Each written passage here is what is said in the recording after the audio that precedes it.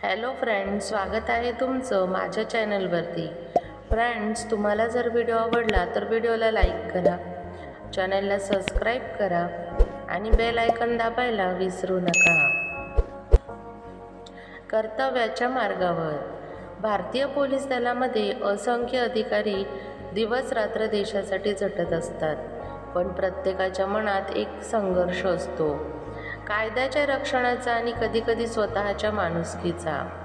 ही कथा आहे विराज देशमुख नावाच्या एका प्रामाणिक पोलीस अधिकाऱ्याची, जो भ्रष्ट यंत्रणेतील मळवट चिरत समाजात न्याय प्रस्थापित करण्यासाठी लढतो आहे। विराज देशमुख 35 वर्षांचा, उच्च शिक्षित IPS अधिकारी। त्याचं कर्तृत्व, प्रामाणिकपणा आणि निर्भयता यामुळे तो सर्वांच्या आदराचा पात्र बनला होता। पण त्याचा प्रवास सोपा नव्हता। त्याचा जन्म पुण्यातील एका मध्यमवर्गीय कुटुंबात झाला। वडील शिक्षक होते आणि आई गृहिणी। लहानपणापासूनच समाजासाठी काहीतरी करण्याची जिद्द त्याच्या डोळ्यात झळकत असे। एकदा शाळेच्या बाहेर एका पोलीस कर्मचाऱ्याने भ्रष्टाचार करून एका गरीब माणसाकडून पैसे घेतले आणि त्याच दिवशी मनात ठरवलं, आपण हा पोलीस खात्यातला डाग दूर करायचा। अभ्यासात हुशार असलेल्या विराजने UPSC परीक्षा पहिल्याच प्रयत्नात उत्तीर्ण केली आणि महाराष्ट्र कॅडरमध्ये IPS म्हणून नियुक्ती झाली। सुरुवातीला त्याची नेमणूक औरंगाबादच्या एका लहान तालुक्याच्या पोलीस ठाण्यात झाली। तालुक्याचं नाव होतं शिवापूर। तिथं माफिया, राजकारण, भ्रष्टाचार यांचा कहर होता। पोलीस दलातील राजकीय दबावाखाली वागत असे। अशा परिस्थितीत विराजची नियुक्ती झाली आणि पहिल्याच दिवशी त्याने एक आदेश दिला, माझ्या भागात कुठलाही गुन्हेगार मोकळा फिरणार नाही। लोकांनी सुरुवातीला त्याला हलकं घेतलं, पण काही दिवसातच त्याच्या कारवाईने सगळ्यांचंच लक्ष वेधून घेतलं। एका रात्री त्याला बातमी मिळाली की पिंट्या भालेराव नावाचा गुन्हेगार गावाजवळील फार्म हाऊसवर अडकलेला आहे। विराजने स्वतः तिथं धाड टाकली आणि पिंट्याला अटक केली। दुसऱ्याच दिवशी स्थानिक आमदाराने फोन करून दबाव आणला, देशमुख तू फार उडतोयस, पिंट्या माझा माणूस आहे। विराजचं उत्तर होतं, माझ्यासाठी तो गुन्हेगार आहे, राजकारणी नाही। या सर्व संघर्षांदरम्यान विराजच्या वैयक्तिक आयुष्यावर परिणाम होऊ लागला। त्याची पत्नी सायली एक डॉक्टर होती। सुरुवातीला तिचा खूप अभिमान वाटायचा, पण दिवसेंदिवस विराजच्या धाडसांमुळे त्यांचं वैयक्तिक आयुष्य विस्कळीत झालं। सायली म्हणायची, मी तुला सोडून नाही दिलं, पण तू आमचं आयुष्य गमावतोयस विराज। विराज गप्प बसायचा, कारण त्याच्या मनात एकच विचार असायचा, कर्तव्य। एका दिवशी एका मुलीचा मृतदेह गावाजवळ सापडतो। ती होती रेश्मा जाधव, एका पत्रकाराची मुलगी, जी गावातली गैरप्रकार बाहेर काढण्याच्या प्रयत्नात होती। तिच्या मृत्यूच्या मागे मोठा कट कारस्थान असल्याची विराजला खात्री होती, पण सगळे पुरावे हरवत होते। फॉरेन्सिक रिपोर्ट बदलले गेलेले होते। त्याच्या टीममधील एका अधिकाऱ्याने गुप्तपणे सांगितलं, सर हे वरूनच येतंय, साखळी उलगत जाते। विराजने गुप्त प्रवास सुरू केला। पत्रकाराची डायरी मिळवली, ज्यात अनेक राजकारणी, पोलीस आणि गुन्हेगारी टोळ्यांची नावं होती। त्यात एक नाव उघड झालं, DIG पाटील। हा वरिष्ठ अधिकारीच रेश्माच्या हत्येमागे होता, पण त्याला उघड करणं म्हणजे विराजचं निलंबन नव्हे, तर कदाचित मृत्यू होता। विराजने सत्यासाठी बंड पुकारला।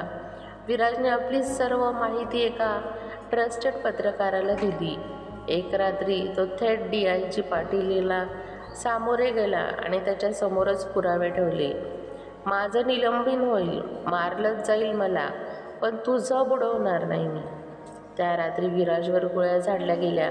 3 आठवडे तो कोमात होता। कोमातून बाहेर आल्यावर त्याला पाहून संपूर्ण गाव रडून गेलं। पत्रकारांनी त्याचा संघर्ष उघड केला होता। राज्यभरात दबाव वाढला आणि DIG पाटीलला अटक झाली। राज्य सरकारने विराजला गॅलंट्री अवॉर्ड दिला। सायलीने त्याला मिठी मारून एकच वाक्य म्हटलं, माझा पती हरला नाही, जगाला जिंकून परत आला। कर्तव्याच्या मार्गावर चालताना विराजने अनेक गोष्टी गमावल्या, पण एक गोष्ट जिंकली, ती म्हणजे न्याय. त्याच्या आयुष्याची प्रेरणा असलेली रेश्मा, तिच्यासारखी अनेक मुलं भविष्यात सुरक्षित राहतील, हाच विराजचा खरा पुरस्कार होता. पुनरागमनानंतर रणसंग्राम सुरू होतो. कोमामधून बाहेर आल्यानंतर विराजच्या चेहऱ्यावर वेदना होत्या, पण डोळ्यात पुन्हा एका जिद्दीची उजेड होता.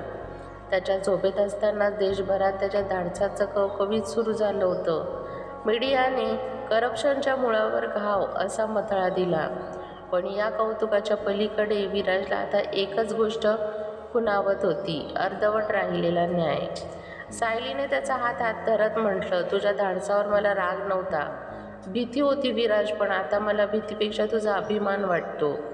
या काळात त्याचा विश्वासू सहकारी संदीप मोहिते याने त्याचं काम पुढे चालू ठेवलं होतं. संदीपने रेश्माच्या डायरीतील आणखी काही पानं उजेडात आणली होती. त्यामध्ये एका व्यक्तीचं नाव वारंवार येत होतं, राजेंद्र पाटील, एका मोठा बिल्डर आणि माफिया नेता, जो DIG पाटीलचा जवळचा होता. साखळी खोलवर जात आहे. राजेंद्र पाटील हा राजकीय आश्रय घेतलेला गडद सावलीतला चेहरा होता. त्याच्या नावावर अनेक झोपडपट्टी हटवण्याच्या योजना, जमीन बळकावणे, राजकीय फंडिंगचे काळे व्यवहार होते. रेश्मा त्याच्या विरोधात पुरावे गोळा करत होती. विराजने आता सरळ याचा लक्ष करण्याचा निर्णय घेतला. तो म्हणाला, DIG हे फक्त प्यादा होता, हे शतरंज खेळणारा माणूस वेगळाच आहे. या दरम्यान सायलीने वैद्यकीय शिबिर घेऊन झोपडपट्टी भागांमध्ये लोकांमध्ये आरोग्याबरोबर सामाजिक जागृती वाढवण्याचा उपक्रम चालू केला. एका भाषणात तिने स्पष्ट सांगितलं, माझ्या पतीने पिस्तूल उचललं ते एका गुन्हेगारांविरुद्ध, मी सर्जिकल ब्लेड उचलला आहे अंधश्रद्धेविरुद्ध. आमचं युद्ध वेगळं, पण ध्येय एकच, समाज सुधारणा. सायली आता मीडियाचा आणि जनतेचा नवीन चेहरा झाली होती, जिच्या डोळ्यात भय नव्हतं, पण झगडण्याची तयारी होती. रेश्माच्या मेल अकाउंटमधून एक व्हिडिओ मिळतो, ज्यात राजेंद्र पाटील एका बैठकीत स्पष्टपणे सांगत होता, मुलींचं अपहरण, बलात्कार आणि पुढे त्यांची विक्री हे आमचं नेटवर्क चालतं. जर कोणी उघड करत असेल तर त्याचा शेवट रेश्मासारखाच होईल. हा व्हिडिओ मिळाल्यावर विराजच्या टीमने क्लोज मॉनिटरिंग सुरू केलं, पण यावेळी राजेंद्रने थेट विराजच्या कुटुंबालाच लक्ष केलं. एका रात्री सायलीच्या क्लिनिकमध्ये आग लावण्याचा प्रयत्न झाला. सुदैवाने ती वेळेत बाहेर पडली, पण हे आता वैयक्तिक लढा बनला होता. संपूर्ण तपासानंतर विराजने संपूर्ण प्रकरणाचा तपशील एका प्रेस कॉन्फरन्समध्ये सादर केला. त्यांनी सर्व पुरावे, व्हिडिओ फुटेज, आर्थिक व्यवहारांच्या फाईल्स सर्व सादर केल्या. मीडिया उसळून उठली. राजेंद्र पाटलाला अटक झाली, पण कोर्टात त्याच्या वकिलांनी दावा केला की हे सगळं राजकीय सूडभावेतून केलेले षडयंत्र आहे. कोर्टात अनेक दिवस युक्तिवाद, क्रॉस एक्झामिनेशन आणि साक्षी सुरू झाल्या. त्यात सायलीनेही साक्ष दिली आणि तिचं वाक्य थेट मीडिया हेडलाईनला झालं, मी डॉक्टर आहे, मृतदेह पाहिले आहेत, पण रेश्माचं प्रकरण पाहून माझं रक्तसुद्धा उसळलं. न्यायालयीन प्रक्रियेनंतर 2 वर्षाच्या कठोर संघर्षानंतर अखेर न्यायमूर्तीने निर्णय दिला. राजेंद्र पाटील व इतर 5 आरोपींना जन्मठेप. DIG पाटील याला पोलीस खात्यातून बडतर्फ करत 7 वर्षाच्या सक्त मजुरीवर शिक्षा झाली. अखेर न्याय मिळाला. एक नवी सुरुवात होते. विराजला राष्ट्रपतींच्या हाते कर्मवीर शौर्य पदक देण्यात आलं. त्याने तो पुरस्कार रेश्मा जाधवच्या आईच्या हातात दिला.